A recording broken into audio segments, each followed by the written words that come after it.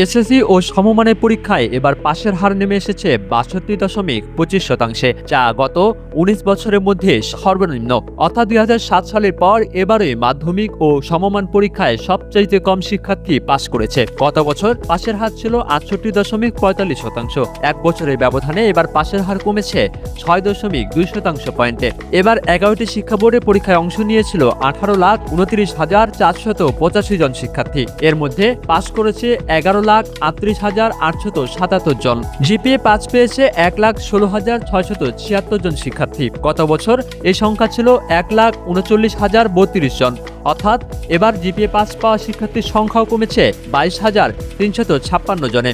এবার ৯টি সাধারণ শিক্ষা বোর্ডে পাশের হার ৬৪.০৫%, মাদ্রাসা বোর্ডে ৫৫.৪৯% এবং কারিগরি শিক্ষা বোর্ডে ৫৮.২০%। পাশের হার ও জিপিএ ৫ দুই ক্ষেত্রেই এগিয়ে রয়েছে মেয়েরা। ছেলেদের পাশের হার ৫৭.৮৬%, অন্যদিকে মেয়েদের পাশের হার ৬৬.৬৮%। এবার জিপিএ ৫ পাওয়া ১,১৬,৬৭৬ শিক্ষার্থীর মধ্যে ছাত্রী ৬৩,৮৯৬ জন আর ছাত্র ৫২,৭৮০ জন। এর আগে ২০২১ সালে এসএসসি ও সমমানের রেকর্ড ৯৩.৬% শিক্ষার্থী পাশ করেছিল, আর ২০০৭ সালে পাশের হার ছিল ৫৭.৩৭%। সব অপেক্ষার অবসান ঘটিয়ে সোমবার সকাল ১০টায় একযোগে ফল প্রকাশ করে দেশের ১১টি শিক্ষা বোর্ড। শিক্ষার্থীরা শিক্ষা প্রতিষ্ঠান, শিক্ষা বোর্ডের ওয়েবসাইট এবং মোবাইল ফোনে SMS এর মাধ্যমে ফলাফল জানতে পারছে।